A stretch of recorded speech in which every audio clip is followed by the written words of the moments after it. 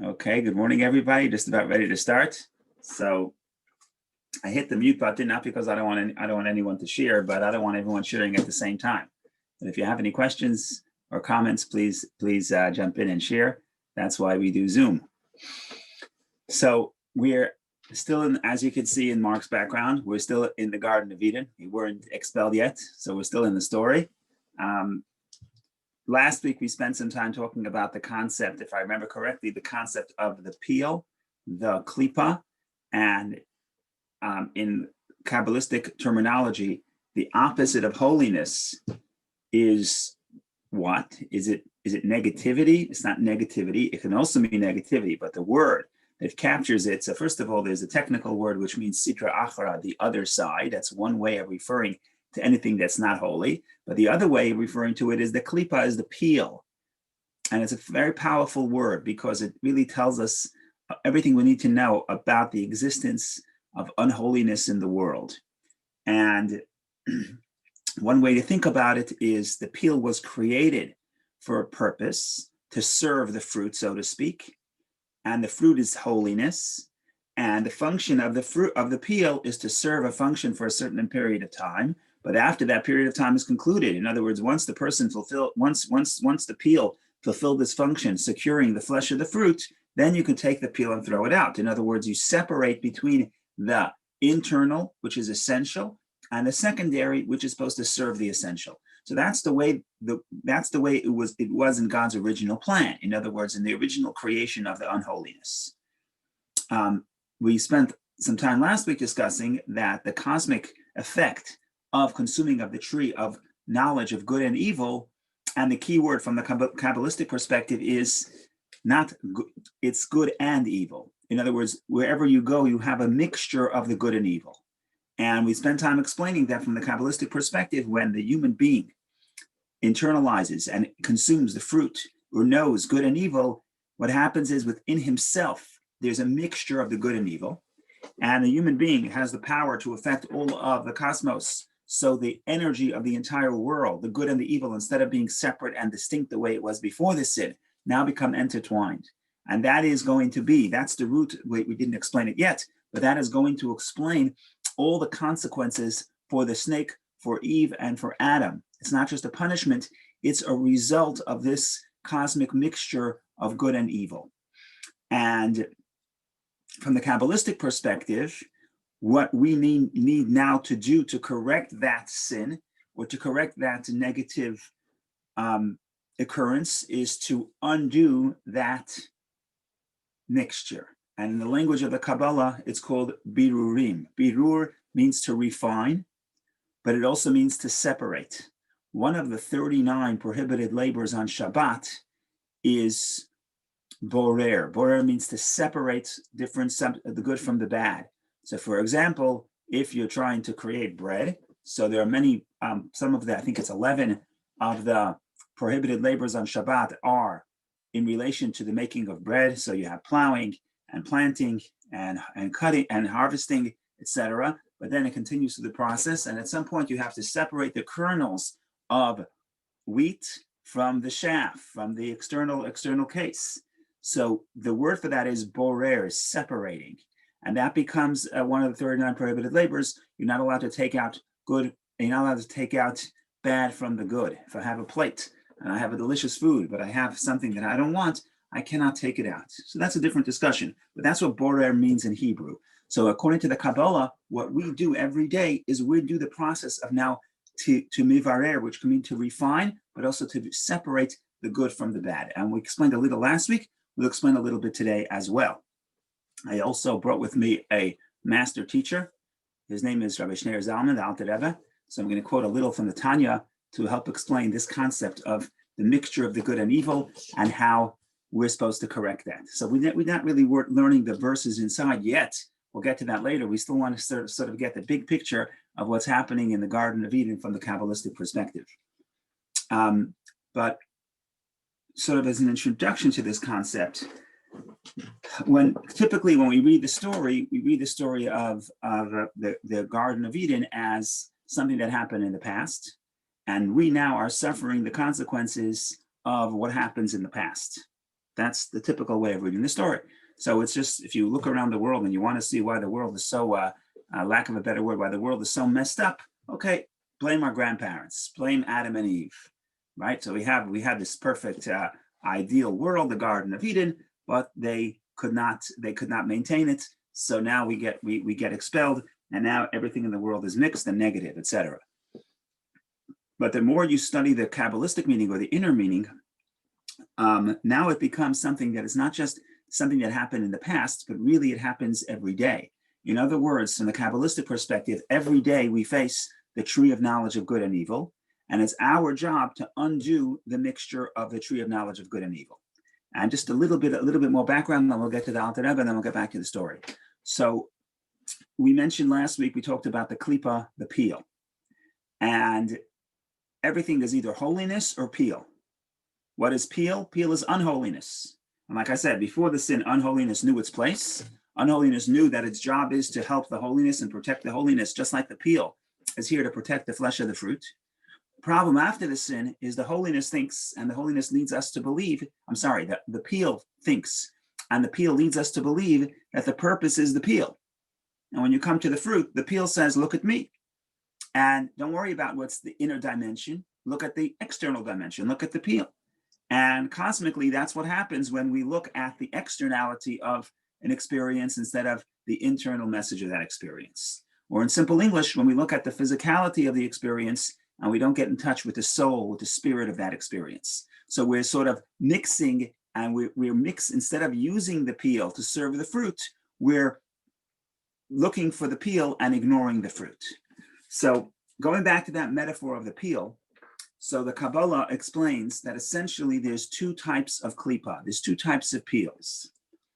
And one peel is called, it's very interesting. In the Kabbalah, is the middle ground? That's the big question. You look at the Torah, there's 248 things you're supposed to do. 248 mitzvot. Okay, that's obviously good and kosher. Then there's 365 things that I'm not allowed to do. Okay, that's obviously negative. Okay, that's clear. There's black and white. That's clear. The question becomes, is there gray? In other words, what happens with everything else? I want to do anything this morning. I want to eat breakfast. I want to go biking. I want to ride my horse. Okay, it's not a mitzvah.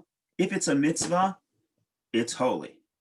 If it's not a mitzvah, if it's a sin, if you're not allowed to do it for whatever reason, then it's unholy. That's clear. But what happens with the neutral ground? And the question is there neutral ground? And from the simple interpretation of Judaism, yes, there's neutral ground, and most of life is neutral ground. So as long as you're not stepping on the 365 mines, there's like 365 mines you stay away from. And as long as you don't step on one of those mines, go live your life like anybody else. Neutral ground. God doesn't bother you. You don't bother him. And you both live happily ever after, right? I won't offend you. You don't offend me. And we'll live a good life, right? That's the agreement between me and God. I'll do a few mitzvot, okay? Most important thing, I'm not going to step on you. I'm not going to step on your toes. I'm not going to perform one of the 365 commandments. But the rest of the day, for most of the hours of the day, I am basically on my own, and I'm basically in the realm of neutral. That is the conventional way of understanding Judaism. And it's not a bad way, because you had a lot of neutral space, and people like neutral space. What's wrong with neutral space? Unfortunately, I'm saying this is a joke. Unfortunately, there's the Kabbalah. And the Kabbalah says it's not so simple. There's no such thing as neutral. What do I mean there's no such thing as neutral? You're either with us or against us. In other words, you're either connected to God or you're disconnected from God. What does this mean, this business of neutral? So the Kabbalah doesn't like neutral. Either what you're doing is holy, or what you're doing is not contributing to the holiness. And if you're not contributing to the holiness, what are you doing? So it's not negative, but it's a peel. A peel is you're not connected to the fruit, you're connected to the peel. In other words, it's not negative, but it's separate, it's external, it's not the core. But here comes the big Kabbalistic idea. The big Kabbalistic idea is like as follows. There's not one type of Klipah, there's two types of Klipah. There's not one type of peel, there's two types of peel. And I'm not sure that this is true, but I think that, like I mentioned before, that in Hebrew, the word Klipah, the word peel, could be could also be used as a shell, right? A shell of a nut in Hebrew is also klipah. In English, we have two words. We have peel and we have shell. In Hebrew, the peel and the shell is one word, it's klipah. So I think perhaps that a metaphor for the two types of klipah, two types of peels that the Kabbalah lays out is the peel and the shell. What is the difference in the peel and the shell? The shell is not fit for human consumption. You can't eat a shell. And therefore, when you approach it, the only solution, what you're supposed to do when you see a peel, when you see a shell, is you're supposed to break it, right? If you have a nut, you want to eat a nut, and you see the shell, you have to break the nut. Okay, wonderful. And what do you do with the shells? You throw them out. That's the unholiness. That's something that cannot be incorporated within the life of the Jew in a spiritually healthy way, for the most part. Of course, there's exceptions with this tshuva. We'll leave the exceptions out for now. So that's the three unholy klipot as the Torah, as the Kabbalah refers to it. Then, says the Kabbalah, there is also something else. There's also what they call klipat noga, the klipah, the light klipah, the light peel. Not light as opposed to heavy, but light as opposed to darkness. There is klipah, there is peel that has light mixed inside of it. Why am I talking to you about different types of peels? Because from the Kabbalistic perspective, this is exactly what the tree of knowledge of good and evil is. What is good and evil? Good and evil mixed. It's a peel, but there's light within the peel.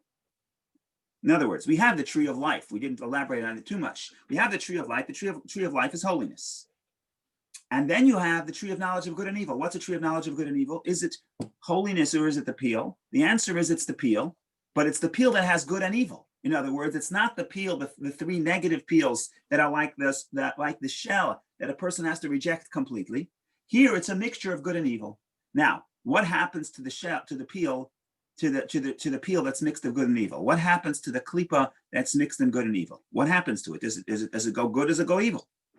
So here is the big idea of the Kabbalah, and this is in some ways it's interesting. In some ways it's empowering, but in some ways it's almost overwhelming, because from the Kabbalistic perspective, the human being has a tremendous amount of power of how to affect the energy of the world, and it's almost like a burden. But we'll talk about, I guess, the positive sides of this. Says the Kabbalah, what happens to the klipa that's mixed with good and light? In other words, evil, peel and light mixed. Klipat noga, the klipa of the peel.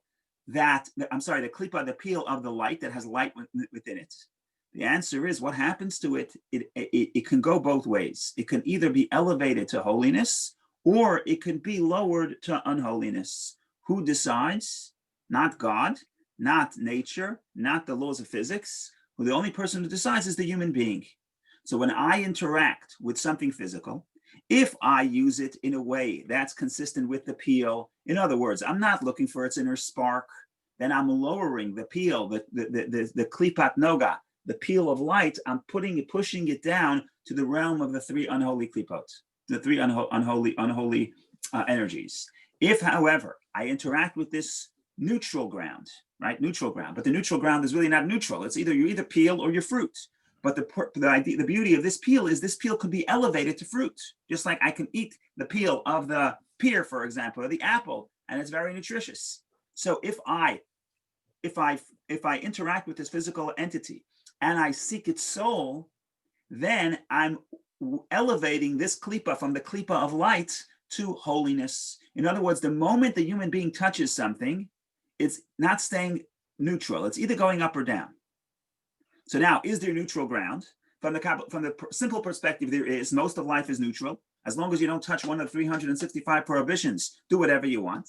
From the Kabbalistic perspective, no, nothing is neutral. Everything is the klipa. Most things, what we call neutral, is the klipa that has a mixture of good and evil, the klipa that has peel and light mixed. In other words, what we call neutral ground, all physical material that is not against God's will. Now this is the tree of knowledge of good and evil. Now the question is, when we consume it, what are we looking for? If we're just looking at the externality of it, we're pulling it down. If we're looking at the soul experience, we're pulling it up.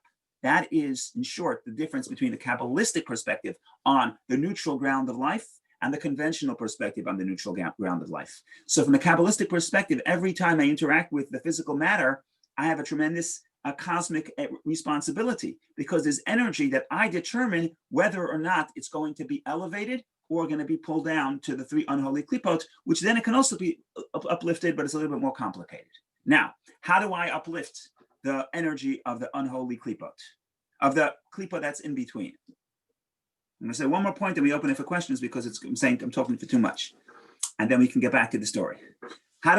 There's two ways where I can enter, where I could engage with something physical and elevate it. The one way is when I have awareness of the soul. So for example, if I eat breakfast, and while I'm eating breakfast, I'm not only focusing on the taste and the flavor of the tomato, even though sometimes the tomato tastes good, and if I put on salt and garlic, it tastes even better. So I'm focusing. I can enjoy. I can benefit from it. It's holy. It's not holy. It's not unholy. It's fine. You can benefit from it. But I'm aware not only when I eat, I'm not only aware of the tastes, but I'm also mindful of the spark of God that's in it. And I say, you know what, tomato, I'm eating you for breakfast, but I have news to tell you. You're not just sustaining any living creature, but you're sustaining a living creature that now is a Jew, is a person, a human being. And I'm going to take that energy, convert you, Mr. Tomato, into energy. And the spark that's within you is going to become part of me. And I'm going to take that energy and I'm going to go study Torah at 9:30.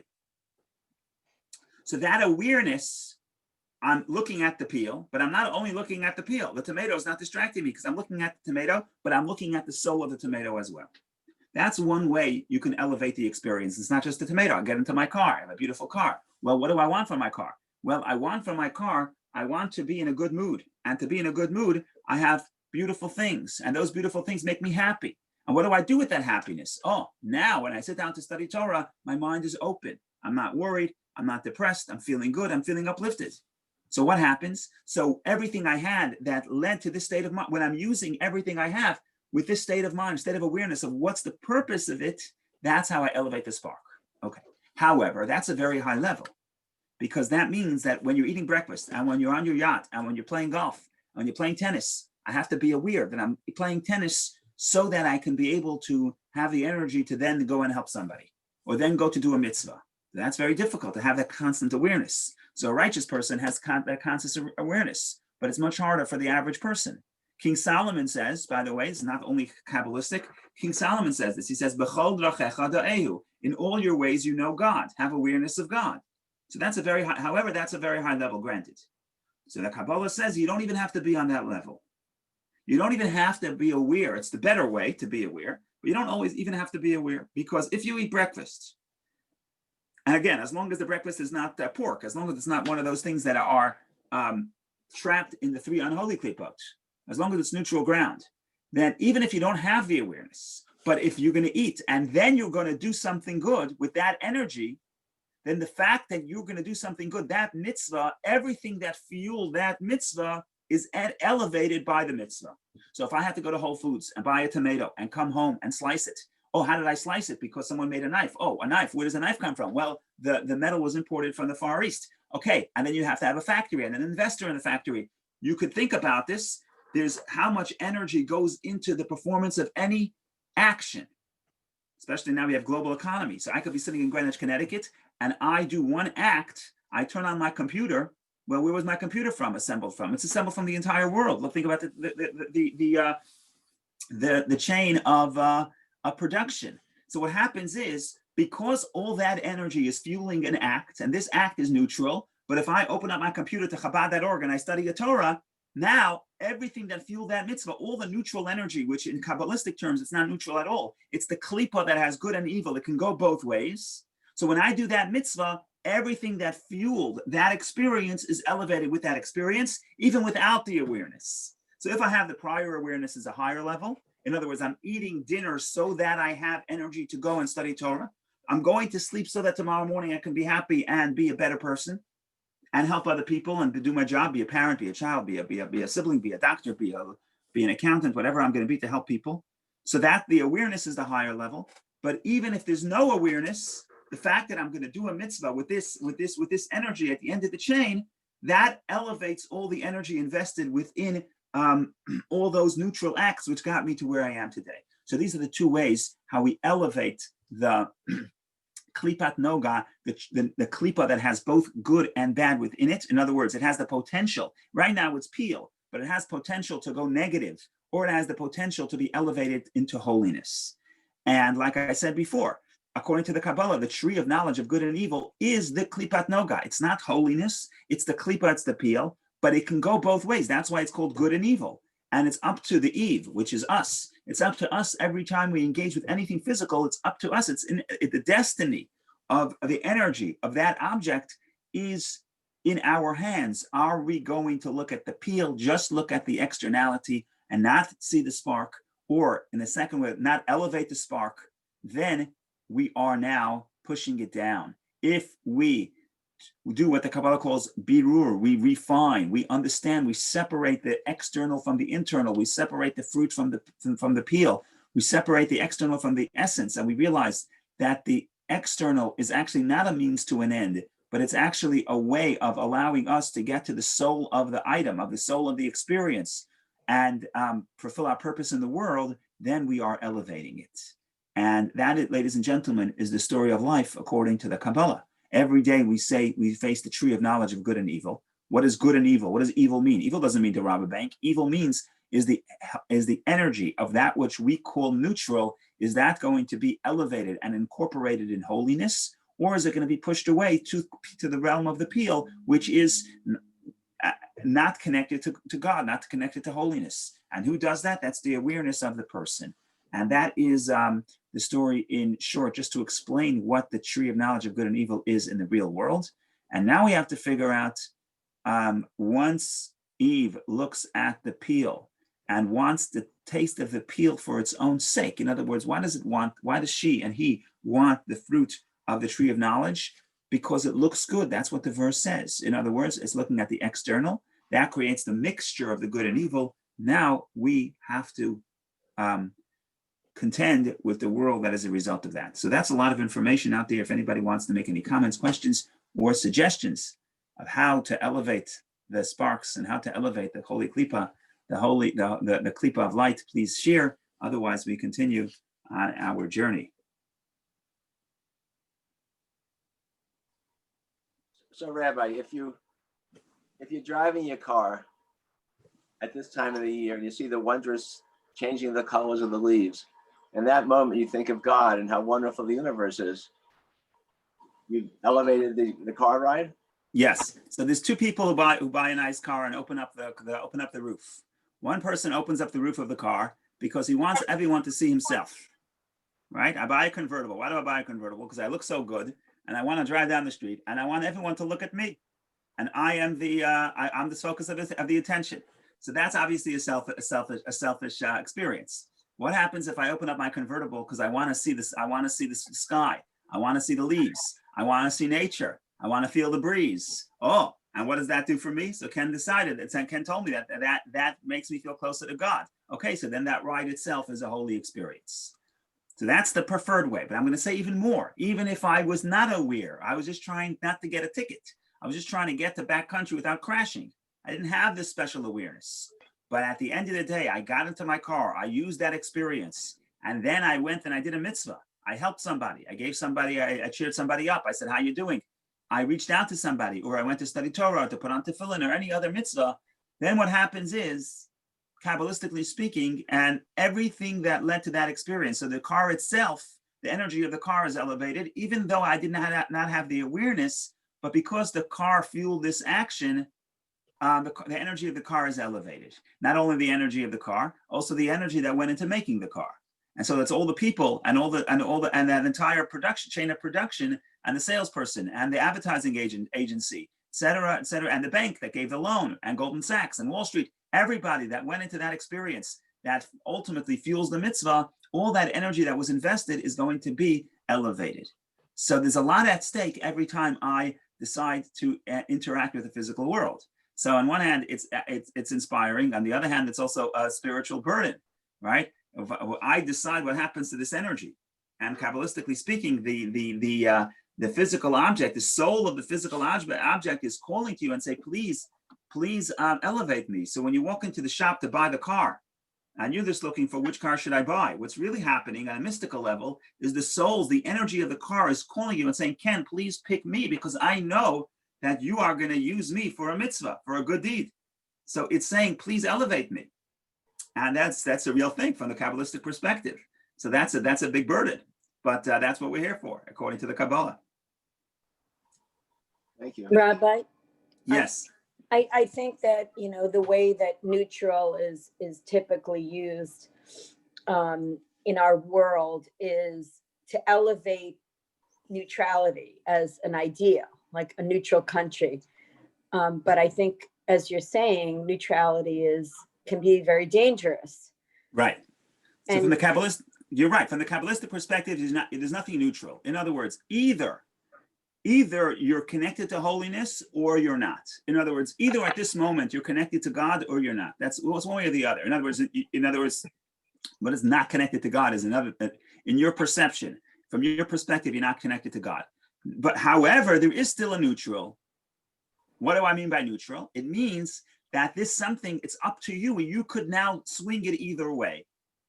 And it's up to you, and you could move it either way. Now, I'm not going into the full idea because from the Kabbalistic perspective, there's also a difference. The neutral, even if I didn't use it for holiness, and therefore it was pushed down to the 3 unholy klipot, it's still much easier to now go and pull it out. So without going into that, it still remains neutral in the sense that it's still much easier to pull back up. In that sense, it still is neutral. But I mean, neutral is either we're connected or we're not. Let's think of a relationship. So if you look at our relationship and you say, either we're connecting right now. In other words, either we're doing something, how do I say this? What's the way to do this? Either you love me or you hate me, or in between, I don't bother you. You don't bother me. I don't bother you. Right? That's the way. They asked the couple, how did you survive marriage for 50 years? They said, very simple. We go out twice a week. She goes out on Tuesdays. I go out on Thursdays. We don't bother each other. So that's the 2 ways. In other words, that's what we could in a conventional relationship. We're either connected. We either feel in love, or we feel that we're hurting each other. We hate each other, hurting each other, or there's just a regular day. That's the conventional interpretation. The Kabbalistic perspective is that's not what we're trying to achieve here. We're not trying to achieve neutrality. We're either connected or we're not connected. Now, within not connected, there's 2 ways. When we're not connected, either I'm offending you currently or I'm just minding my own business. But either way, we're not connected in our perception, right? So you're going to say, it's a wonderful day. I'm not fighting with my husband. I'm not fighting with my spouse. It's nice that you're not fighting with your spouse, but that's not a relationship, right? So you're either connected or you're not. That's what it is. It's one or the other. Within not being connected, there's 2 categories. One is I'm just minding my own business, and 2 is I'm harming you. So the Kabbalah says the key question is not, am I fighting with you? The key question is, are we connected? And it's a yes or no answer. Either we're connected or we're not. It's as simple as that. However, in the neutral ground, it's up to me. Anything I do, I could be connected to you or not, depending on my awareness. So for example, if I have to travel away from my spouse because I have to go to work, why am I going to work? If I'm going to work for my own ego, so the work does not connect us. But if I'm going to work and I'm aware that I'm working so that for the benefit of this family, so then in the work, I'm connected to you or to my spouse because of that awareness. Now, it's possible that I don't have the awareness, but because I come home and I bring home the check and I put it into the joint bank account, so that itself, mystically speaking, that itself shows that because I'm taking the money, I'm not putting it in my account, but I'm putting it into our joint account. So that elevates that all neutral ground. You're away for the past week. You're away for the past week. What are you doing with the cash? You put the cash in the joint account. Now you just proved that entire week that when we were seemingly on neutral ground, we were really connected. If I take that cash and put it in my own gambling account that my spouse doesn't know about, so obviously that shows that entire week that was neutral, we were disconnected. So from the Kabbalistic perspective, it almost raises the bar. The point of the relationship with God is not that we don't upset each other. That's not the point. The point is, it's a simple question. Are we connected? Are we not? And we must be connected. In the mitzvah, we're connected. In the neutral, it's up to us whether we're connected.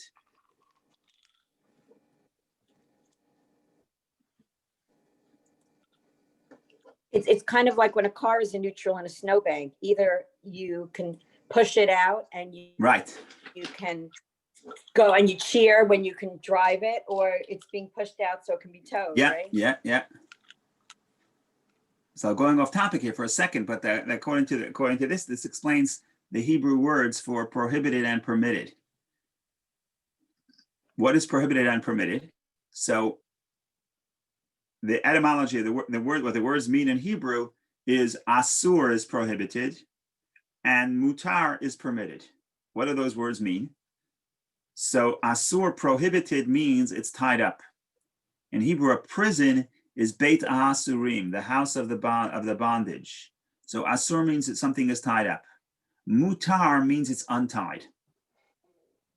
So you say, well, is this breakfast permitted? You're basically, is it kosher? You're basically saying, is this untied? Untied from what? Untied from where? What's going on? What's tied to what? So from the Kabbalistic perspective, what's happening is like this. There is the spark within every single creation. Even the unholy has spark. Even the 3 unholy klipot, or the actual negativity that a person cannot elevate under normal circumstances, has a spark. The question becomes, is that spark, is it accessible? And if it's unholy, if it's something that the Torah says I'm not allowed to engage in, it's because that spark is not accessible. Not that it doesn't exist. I can't elevate it. And that's why it's tied. It's tied up to the Klipah. Something that's permitted, it means that spark is accessible. The spark is not tied up. If the spark is not tied up, I can use it for my purpose. If you buy a cell phone, so sometimes you buy a cell phone that's unlocked, and sometimes you buy a cell phone that's locked, right? So if it's locked, it's a beautiful phone, it's got all the functionality, but if I cannot connect it to my carrier, I cannot connect it to Verizon. No, I'm not a Verizon customer, so I'm not promoting Verizon. Just an example here. If I am not able to access the soul of that phone, then I have a beautiful computer here, but I can't get to the core. It's tied up, so I'll leave it for somebody else. If, on the other hand, this phone is unlocked, it doesn't mean I'm going to know how to use it, but it means I could now use it for my purpose. That's what mutar means. That's what untied means. Okay, that's the story in short with the tree of knowledge.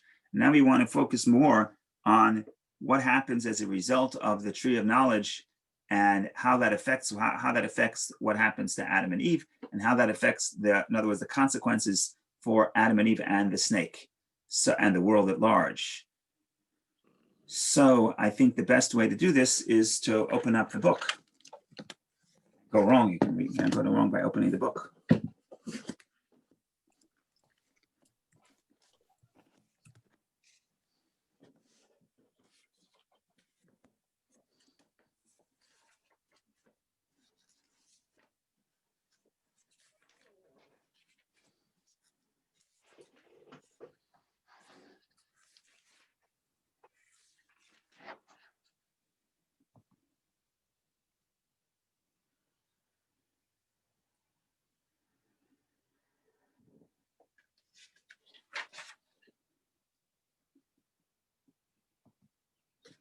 Okay, so we'll read a little bit. Again, some of the things that we said so far, we just said outside. We didn't read it in the verses, but we'll get back to the verses, those verses that we passed in the future. For now, we'll focus on what we're saying today. We're up to today, and I'm looking at Genesis chapter 3, verse 5.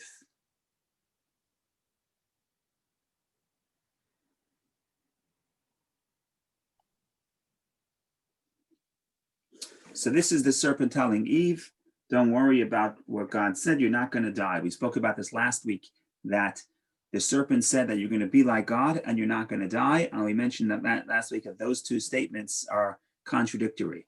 If they were going to know, they could choose to be like God, having good and evil within them, but that would mean they would die, because within the human being, unlike within God, the knowledge of good and evil creates the mixture. And if you create the mixture, then if a person lives forever, that would mean that the evil within the person is also immortal. So once the mixture is created, then a person has to die, because we have to separate the negativity, which ultimately will die, and the soul, which ultimately will live on and be immortal. So we discussed that last week. That was verse 4. And then verse 5 reads,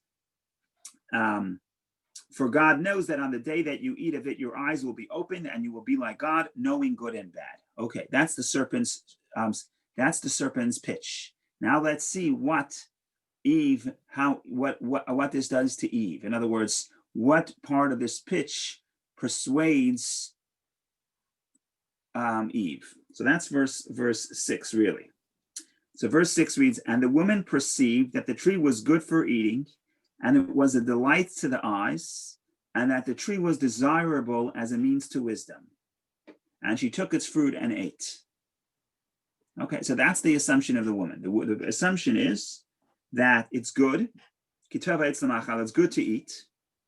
It's a delight to the eyes, and that the tree was desirable as a means of wisdom. So the woman wants wisdom. What's wrong with wanting wisdom? So the commentaries explain that something interesting is happening here. If you look at the verse and you think about the relationship between the wisdom, where does the wisdom come in? So the woman wants wisdom. The human being wants wisdom. Wisdom is obviously desirable. Where does the quest for wisdom come in? So if you look at the verse, you will see the first thing it says that the tree was good for eating. Okay, what does good for eating mean? We don't know. Now the verse is going to explain. And it was a delight to the eyes. What's a delight? What could the eyes perceive? The eyes could perceive the externality. The eyes cannot perceive something spiritual. The eyes perceive something that is physical and tangible and external. And then it says, and that tree was desirable as a means of wisdom. So the order through which this thing finds appeal within Eve is that first it looks good, and then the woman says, you know what? It's actually a good idea to engage. Say the commentaries, the order is a little bit problematic because what the order represents, what's the cause and what's the effect.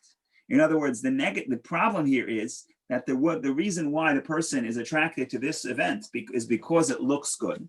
And again, looks good. It's good for the eyes. What does it mean it's good for the eyes? We're focusing on the external. Once we're focused on the external, once I want something because it looks good on the outside, then my mind will now tell me, my mind will justify. And the justification is that, it's actually very good for wisdom. But what the verse tells you, make no mistake, the reason why she wants it is not the wisdom. The reason why she wants it is because it looks good. In other words, we're looking at the external.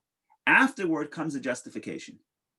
And if you ever want to know whether something is positive or negative, is you have to look at what's the original cause. If your mind tells you this is good, and then you say, wow, I looked at it and I'm so persuaded, and it looks so beautiful, even on the outside, then it's good. It's okay to be nice on the outside. But it's okay to be nice on the outside if that follows the wisdom, if that follows the idea, if that follows the understanding that it's good. But if you determine that it's good because of the way it looks on the outside, and then it says, it's also good for wisdom, then it's a justification. So that's the interpretation of the order of the verse, but it also ties into what we were saying, which is the person looking at the peel, at the external, or is the person looking at the core? And the core would be the wisdom that's within this experience. She took of its fruit and ate, and she gave also to her husband with her, and he ate. Why did she give to the husband as well? So Rashi has an interesting interpretation. Rashi's interpretation is that she wants a little bit of a negative interpretation. In other words, it puts a negative agenda in the mind of Eve and the actions of Eve. Rashi says she understood that her husband told her in the message from God that if whoever eats of this will die. So she's afraid if she eats it, she will die, and then he will marry somebody else. So therefore, she wants to give it to somebody. She wants to give it to him, so they'll both be in the same boat, so to speak. So if she dies, he will die as well. They will always be together. If you look at the Hebrew, ima has a dot in the hay called ma pk, which means that it sounds like ima means almost like it says together with her. And the Rashi is saying the reason why she's giving him the tree, that she's giving him the fruit, is that they should be together as opposed to she die and he live on. Okay, now we have an interesting verse. The interesting verse is, should they get the wisdom of the knowledge of good and evil? Where is this expressed? Excuse me, Rebbe. Go ahead. Could you explain the dot inside of the hay again? Yeah, whenever you have a dot in the hay, in Hebrew, it's emphasis. So you don't say ima, but you would say, if you're reading properly, you would say ima. You emphasize the hey. I don't know if it came through across the Zoom. Instead of ima, it's ima. You emphasize the hey. And when you say ima, that hey is really a full word. And the hey is like im ota, with her. So it emphasizes the her. That hey means her. So it emphasizes that she's giving it to him with her. Says Rashi, with her would mean so that he should remain with her. They should always be together, as opposed to their destiny should part, where she would die and he would not. You want an example from Mapik? I'm sorry, and Nehe might not be like in that Kabbalistic kind of viewing of the world, like the Yud Hey Vav Hey. There's no Hey connection. No, it's just simple grammar. Let me just give you an example. There's in Parshas Matot, in the portion of Matot, we talk about in the last portion of second to last portion of the book of Numbers, you have a bunch of Heys, one after the other. So if you find a person who knows how to read the Torah, it actually sounds funny how many Mapik Heys there are, one after the other. So, for example, if you want to say, I'm going to use that term because I'm going to use those words because that's where I'm quoting from those verses. So what you want to say a neder is an oath. How do you say an oath that her oath? How do you say her oath in modern Hebrew? So neder is oath. So in modern Hebrew, you would say neder shelah. Oath, hers. Okay, it's two words. Hebrew has a mechanism where you don't have to say two words. You could take the second word, condense it into one letter, hey, and that would represent that entire word, and it becomes a suffix instead of its own word. So instead of saying neder shelah, oath, hers, you would say nidra. You just add that hey. But if you do so, that hey is going to have a dot, and it's going to be emphasized. And it's every word. Bait. Bait is home. Bait shelah. Her home. Okay, you don't have to say bait shelah. You could say beita. The house of hers. In other words, you take that word hers, you condense it into one letter, you make it a mapik, you make it a suffix. You make it an emphasis and you put it a suffix. So when you do that, it's like an emphasizing. When the word says ima together with her, means when you put the hey with the dot, it means that we're talking about her. Who's the her? Who's the subject? She's the subject. And you're giving it, she wants Adam to be with her. In other words, on the simple interpretation, she's shearing the fruits. But once you introduce the concept of the Mapik, what you're really shearing is she wants, what does she really want? She wants him to be with her. The Rabbi, emphasis now, yeah. do we know for sure that he knew what he's eating? We don't know for sure, but I would have to assume, on the simple interpretation of the story, I would have to assume that he would know. Otherwise, you open up questions of how could he be punished if he doesn't know. In other words, typically if a person doesn't know they're doing something wrong, so that's a shogeg, that's a mistake, the punishment is not as severe. But I don't know. That's a good question. I have to think about it. I have to see if anybody addresses it explicitly. The argument to say that he did know is because otherwise, why is he punished? Otherwise, and also, if I'm Adam and I didn't know, so when God says, why did you eat of the tree? The best defense should have been, I had no idea. I thought it said something else. Instead, he doesn't do that. Instead, he says, well, the woman gave it to me, so I ate it. So he should have had a better excuse. He should have said, I didn't know. Well, but I'm not sure. still doesn't. He may not know, but still say, I didn't eat it. I didn't eat. I mean, I didn't. It's possible that he didn't know, and the result comes because it's not about knowledge; it's a factual thing. If you taste a certain medicine, in other words, if you ingest a certain substance, if I drink alcohol and I didn't know that it's alcohol, it's still going to make me drunk, right? You can't say, why am I feeling drunk? I didn't know it was alcohol. It doesn't matter what you knew. But I don't know. That's a good. We have to explore that. Let me see if people talk about it explicitly. Rabbi, the whole idea of, if you eat this, you'll live forever. What model did Adam and Eve have for death at that point? That they would be caring about living forever? Why would they? So there's all kinds of interpretations. I don't know which way you want to go. I don't know if I could be disbarred for saying what I'm about to say, but I'll say it anyway. What does it mean live forever? Would they really live forever? The answer is maybe, maybe not. In other words, in the Torah, forever doesn't mean forever. Not only in the story of the Garden of Eden, which we didn't discuss this, but we didn't discuss this as a little story, as an allegory. There's all kinds of interpretations. But let's assume this in other words, even when you come to the laws of the Torah, so we're not talking about allegory. It's not a story. It's a law. When the Torah says forever, it doesn't mean forever. What am I referring to? Anybody know? There's the law of the Jewish servant. So the Jewish servant, if somebody, without getting into the details, but if somebody is sold as a servant, they go free at the 7th year. That's the law. What happens if at the 7th year the servant doesn't want to go free? So then, in the portion of Mishpatim, in the middle of the book of Exodus, there's this whole ceremony where they take the servant, they take the servant to the door, and you pierce the servant's ear.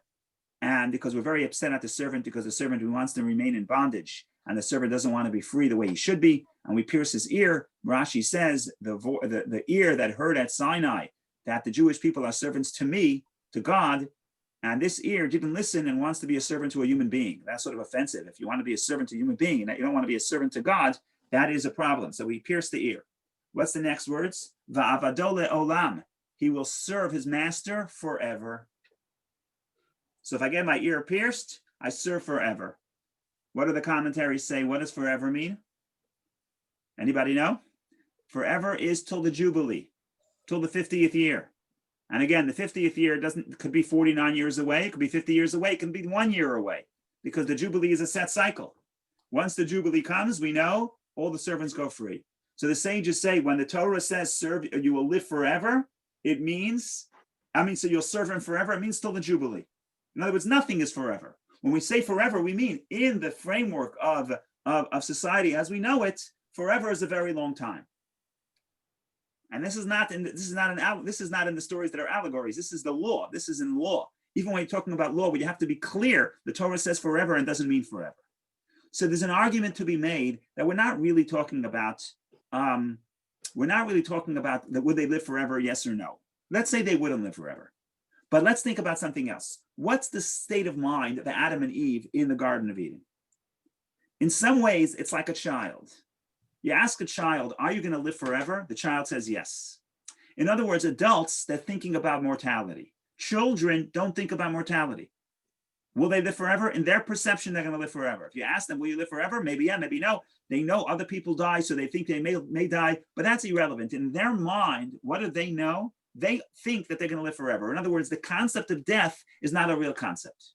It's not. They don't have that awareness. Yeah, it's also true of young people in general, children certainly, even teenagers. The problem with teenager, if a teenager hears that one of his peers die, which happens unfortunately, that's a real trauma. It's a much bigger trauma than someone who's 60 years old understands, hears that his friend died. Why is it such a trauma? I don't know. I'm not a psychologist. You are, doctor, but I don't know. But I'll tell you what I think. Layperson's perspective.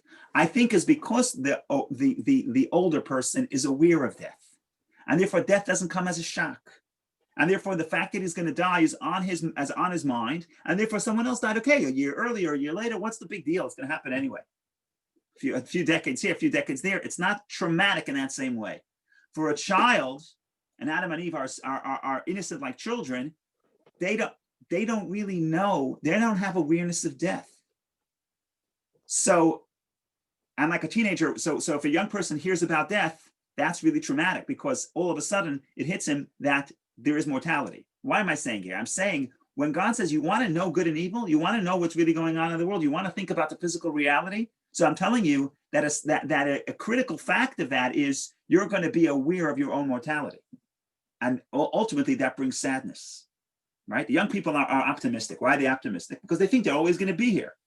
And it's not true. It's just foolishness. It's innocence, but they have that innocence. But it's beautiful to have that innocence.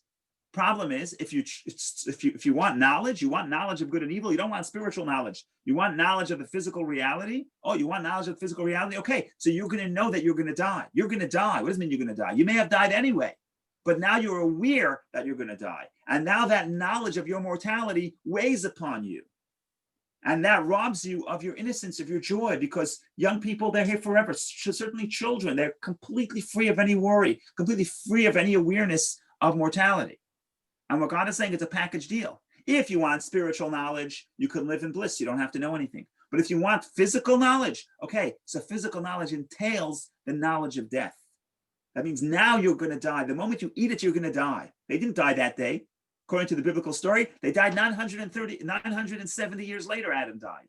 Doesn't matter. Doesn't matter when you actually die. You can die 930 years later, but the moment you touch it, you're already dead. In other words, the moment you eat it, the moment you have that awareness of death, it already robs you of that pure innocence and pure joy. And that's really what's happening here, at least from one perspective. So you could even read the story and say they weren't supposed to live forever. That's not what's at stake here. At stake here is, do you want to have the awareness of mortality? And if you want awareness of physical reality, you can't pick and choose. If you want the awareness of good and evil, it's the whole package. You're a psychologist, so I'll talk a little psychology, and correct me if I'm wrong. Everybody has to have a childhood. What does childhood mean? Childhood means you're in the Garden of Eden. What does it mean? You don't have to work. Your parents give you everything you need. The fruit appear without you having to work. You don't think about death. You're not really focused on your own. So you're not aware that you're naked. In other words, there's no temptation in that sense. No, at least no sexual temptation. And life is worry-free. And that's childhood. And childhood is a wonderful state, but I hope most people want to grow up. The problem is you can't grow up too early. If you grow up too early, you're going to have serious trouble down the line. So some people, Beth could speak to this more than I could. I think people, if they, for whatever reason, they were robbed of their childhood, they knew good and evil too early, right? So they all of a sudden realize that they're now responsible, either on a physical level, they're responsible for their own livelihood. Okay, so that's knowing good and evil. The garden no longer provides fruit. Now they're expelled from the garden and you have to work the soil. Okay, so they're responsible for their livelihood too early. Or they understand that relationships and sexuality is complicated. Okay, that's true. But if you find out too early, that's traumatic. Or you focus on death. It's true. If you're a responsible adult, you should focus on death and write a will and live your life as if you're going to die tomorrow. It's a wonderful thing to do. That's what the Ethics of the Father says. It says, Shuv yom echad lifnei mitatach. It says, repent one day before you die. Question is, how do I know when I'm going to die? I should repent one day before I die. Maybe I'm going to die tomorrow. Oh, that's the point. Live your life today like you're going to live tomorrow, like you're going to die tomorrow. Right? Don't push off what you want to accomplish. So the awareness of death for an adult is a wonderful thing. The ability to earn your living as for yourself, to be independent, is a wonderful thing. The understanding that human sexuality is complicated and it's not so innocent and you can exploit people and you could be exploited, knowing that is a wonderful thing. It's a wonderful thing as an adult. As a child, it's a terrible thing to know that too early. And that's a trauma. And that's why Adam and Eve, the problem was not necessarily that they found out all these things. They could have found out about it later. The problem was they found out about it too early.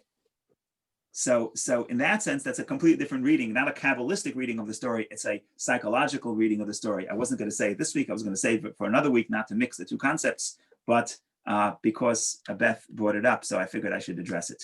So that's the concept of knowing that you're going to live forever. Yes, you don't want your child to know that they're mortal, but you don't want an adult to think that they're immortal, right? So what's healthy for the state of the innocence of a child is unhealthy for an adult, and it's unhealthy to reach adulthood too early. It's terribly unhealthy. It's terribly traumatic and terribly harmful.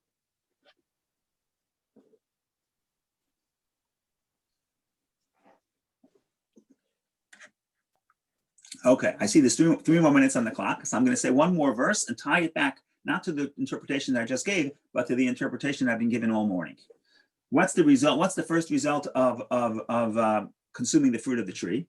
So the verse says, verse 7, Genesis chapter 3, verse 7. Then the eyes of both of them were opened, and they realized that they were naked. And they sewed together a fig leaf and made themselves aprons. The first thing they know is they're naked. Okay, what does that mean? in the spiritual sense. In the physical sense, I understand. But what does it mean in the spiritual sense? How does this add to the Kabbalistic story that we've been given about the peel, about the external, about the don't look at the peel, look at the spark that's within it? What does being naked have anything to do with this whole story? So from the Kabbalistic perspective, it's very significant. And here it goes. Before they consumed of the fruit of the tree of knowledge, they did not feel naked. Why? Because they were covered. What were they covered with? They had no garments. No, they did have a garment. What do I mean? So this is a very interesting Kabbalistic concept. It's actually very, very, very, very, very clever. Who am I? Am I my body or am I my soul? Well, it depends on my perspective, right? There's who asked this? I think Simon Jacobson always asks. Richard, if you're here. I don't know if Richard's here. I think Richard was here. I don't know if Richard's still here. I think he was. No, I don't know if he's here. But he used to go to Rabbi Simon Jacobson's classes. And Rabbi Simon Jacobson likes to ask, are you a body with a soul or are you a soul with a body? It's not an easy question to answer. Are you a physical being that also has a spiritual life, or are you a spiritual being that also has a physical existence? How do you identify? How do you self-identify? So post the tree of knowledge, most people are going to identify, unless you're of the few righteous people that have a tremendous amount of spiritual awareness, most people are going to identify, I sense my physical reality. I'm a physical person. I have a soul. There's a funny story in the Talmud that Hillel was once teaching Torah. And then he stops the class and he says, you know something? I'm stopping to teach. They say, what happened? He says, I'm going to do a mitzvah. I'm going to feed the poor. Wow, this guy really cares about the poor. So he's going up to feed the poor. He stops learning to feed the poor. So he gets up and he goes to feed the poor. So there were some students that wanted to see, who's he going to feed? Maybe there's a poor person at the end of town that he's going to feed.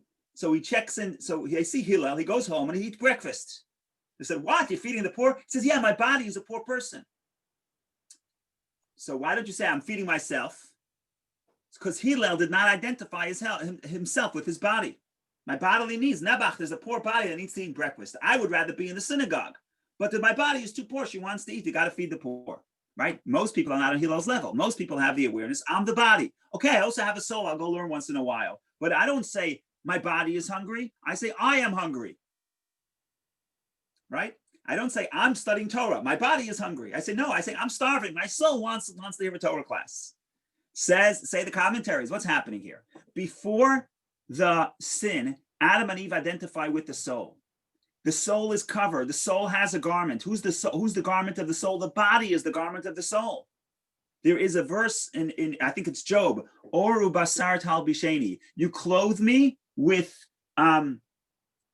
skin and with flesh. Skin and flesh is the body. The body is my garment.